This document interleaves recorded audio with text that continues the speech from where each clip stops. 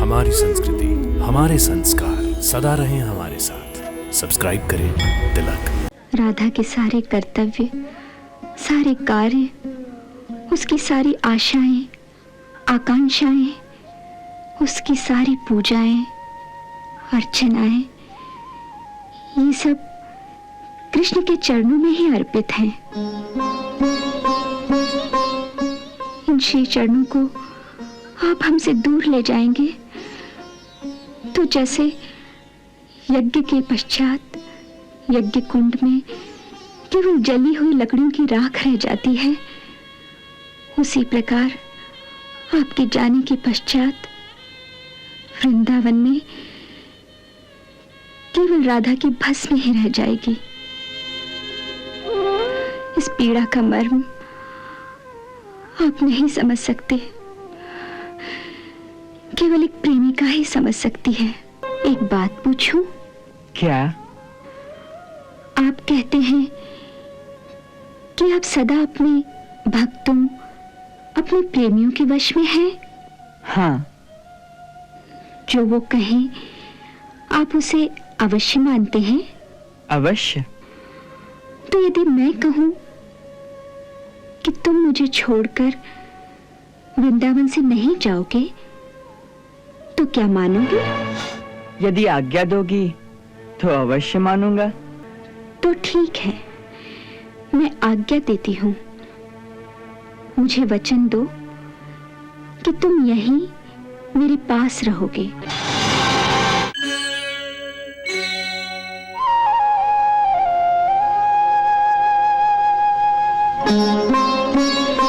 लो, मैं आ गई। कहो, क्या कहना है? कहना तो कुछ भी नहीं, बस आपसे जाने की आज्ञा लेने आया हूं। आज्ञा लेने आए हो या मेरे प्राण लेने आए हो? राधे, प्राण तो हम दोनों के एक ही हैं, केवल शरीर दो हैं। ये बिछड़ना तो केवल दो शरीरों का है। परंतु बिछड़ने के बाद हमारी क्या दशा होगी, ये नहीं सोचते? सोचता हूं, परंतु जो निर्धारित हो चुकी है वो लीला तो हमें करनी ही होगी। जिस कार्य को करने का भार उठाया है वो कर्तव्य तो हमें पूरा करना ही होगा। ये तो आप जानती हैं। हाँ, जानती हूं कि आपको अपनी लीला, अपना कर्तव्य राधा से भी अधिक प्यारा है। परंतु आप ये नहीं जानते कि राधा को आपसे अधिक प्यारा और कुछ भी नहीं। उसके लिए और कुछ है भी तो नहीं। राधा के सारे कर्तव्य, सारे कार्य, उसकी सारी आशाएं, आकांक्षाएं, उसकी सारी पूजाएं, अर्चनाएं, ये सब कृष्ण के चरणों में ही अर्पित हैं। इन श्री चरणों को आप हमसे दूर ले जाएंगे तो जैसे यज्ञ के पश्चात यज्ञ कुंड में केवल जली हुई लकड़ियों की राख रह जाती है, उसी प्रकार आपके जाने के पश्चात वृंदावन में केवल राधा की भस्म ही रह जाएगी। इस पीड़ा का मर्म आप नहीं समझ सकते, केवल एक प्रेमिका ही समझ सकती है। केवल प्रेमिका ही क्यों, प्रेमी के हृदय में भी तो पीड़ा होती है। उतनी नहीं, प्रेमी तो अपने पुरुषत्व का सहारा लेकर पीड़ा को सह लेता है, परंतु प्रेमिका का तो एक ही सहारा होता है, उसका प्रेमी। वो भी उसको छोड़कर चला जाए तो वो इस पीड़ा को कैसे सहे? उसे अपना दुख व्यक्त करने के लिए भी प्रेमी के कंधे का सहारा चाहिए। जिस पर वो सिर रखकर रो सके। अन्यथा तो अपने प्रेम की लाज रखने के लिए वो बेचारी किसी दूसरे के सामने आंसू भी नहीं बहा सकती। आप तो अपने कर्तव्य की पूर्ति के लिए कभी राजनीति में, कभी युद्ध में, कभी धर्म संस्थापन में अपने आप को व्यस्त कर लेंगे, परंतु आपकी राधा इस अकेलेपन के एक विशाल शून्य में खोकर किससे अपने हृदय की बात कहेगी? मुझसे। तुमसे? हाँ, मुझसे।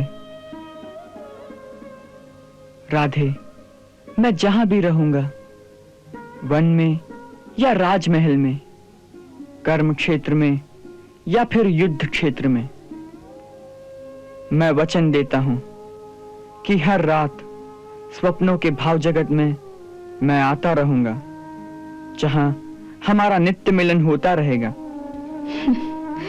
नींद आएगी तो स्वप्न आएंगे ना?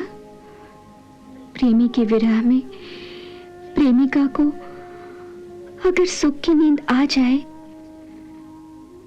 तो उसके प्रेम का निरादर होता है। नहीं, प्रेमी से मिलन का विश्वास हो तो फिर किसी भी स्थान पर जाने से प्रेम का कोई निरादर नहीं होता। फिर चाहे वो स्थान नरक लोक हो या स्वर्ग लोक हो अथवा स्वप्न लोक हो। कैसे निर्मोही हो, स्वप्न दिखाकर भरमा रहे हो।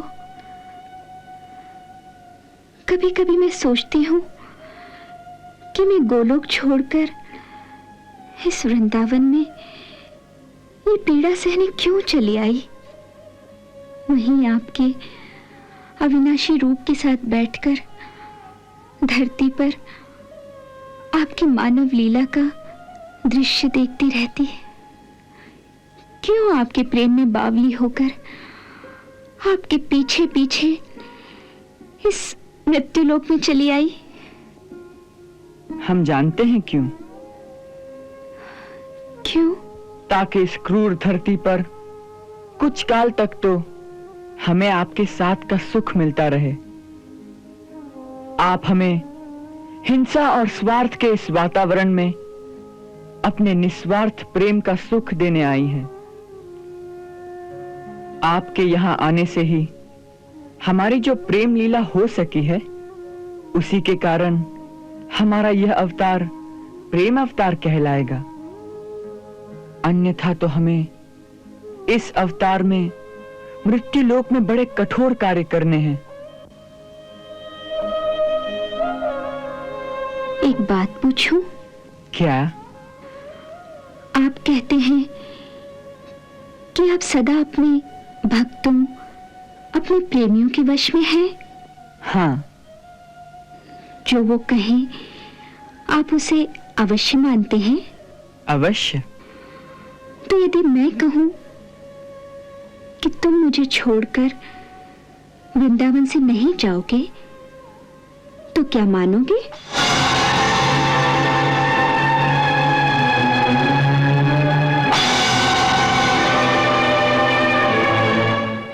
यदि आज्ञा दोगी तो अवश्य मानूंगा।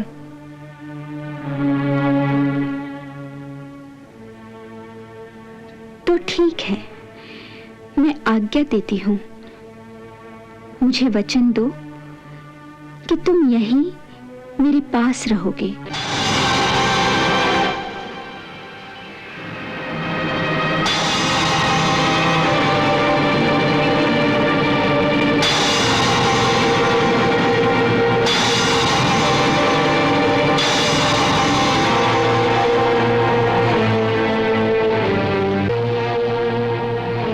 अच्छी बात है, मैं वचन देता हूं, तुम्हारी आज्ञा बिना मैं नहीं जाऊंगा।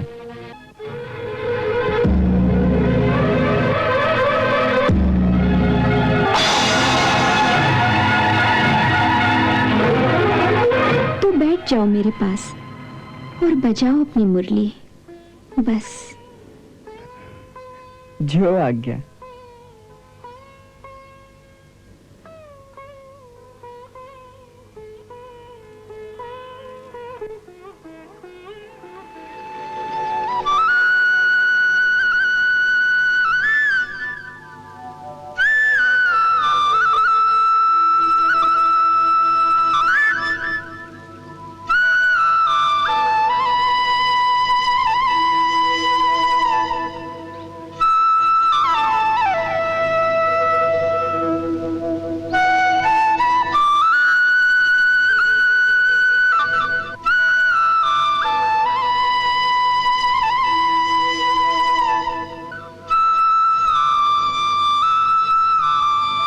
त्राहिमाम त्राहिमाम त्राहिमाम त्राहिमाम, हमारी रक्षा करो माता, हमारी रक्षा करो माता, हमारी रक्षा करो माता।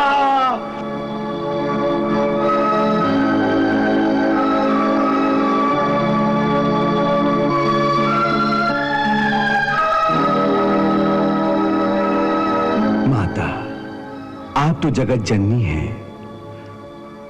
आप समस्त प्राणियों की आधारभूता हैं। आप ही भगवान श्री कृष्ण की आह्लादनी शक्ति हैं। और आप तो जानती ही हैं कि प्रभु का यह अवतार धर्म की संस्थापना और अधर्म का नाश करने के लिए ही हुआ है। हमारे प्रभु साधुजनों का परित्राण करने, दुष्ट दैत्यों का विनाश करने के लिए ही इस धरा पर पधारे हैं। माता, यदि आप इन्हें इस समय रोक लेंगी तो इस धरती के सारे प्राणी त्राहि त्राहि कर उठेंगे। अपनी निरीह संतानों को अधर्म और पाप के अग्निकुंड में चलते हुए आप कैसे देख सकती हैं? माता, अपने बालकों की रक्षा करो।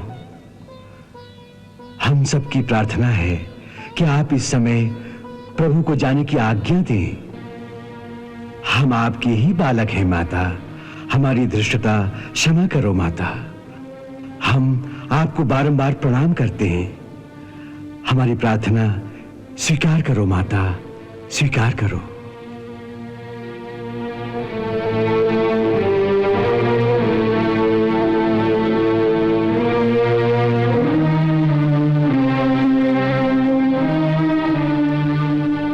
स्वयं हार गए तो देवताओं को सहायता के लिए बुला लिया। हमने किसी को नहीं बुलाया। अब तो आप जाने और आपकी संतान।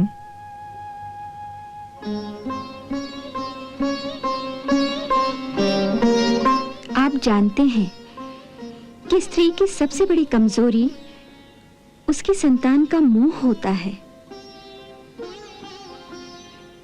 इसी संतान मोह में फंसा दिया है हमें। हमने आपकी प्रार्थना स्वीकार कर ली।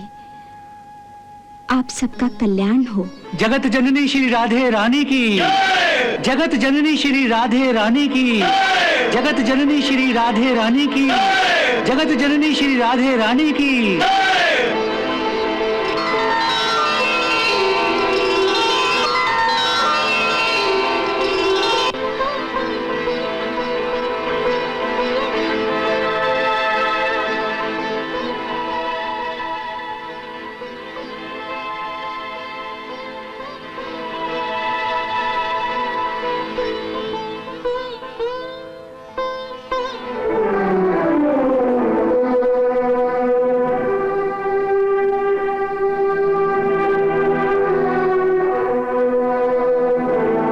कुछ मांगूं?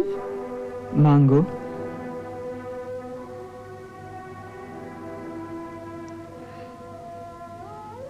जाने से पहले मुझे 2 वचन दे के जाओ। कहो। पहला ये कि केवल स्वप्न में ही नहीं, बल्कि जब तक मैं इस धरती पर रहूं, मेरे हृदय में प्रतिक्षण आप ही का वास रहे। और दूसरा? दूसरा ये कि मेरे इस धरती को छोड़ने से पहले मुझे एक बार फिर आपकी चरण धूलि प्राप्त हो।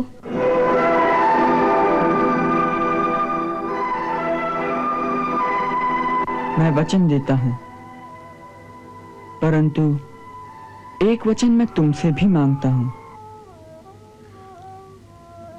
आज्ञा। तुम अश्रु नहीं बहाओगी।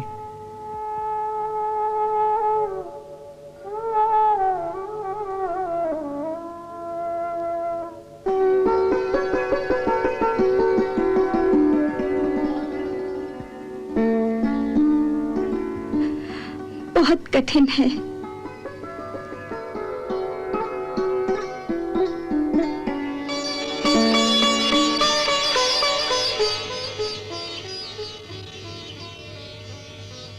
राधे, तुम्हारा एक भी अश्रु मेरे कर्म पथ पर मेरे सामने खड़ा होकर मेरा रास्ता रोक सकता है। इसीलिए वचन दो।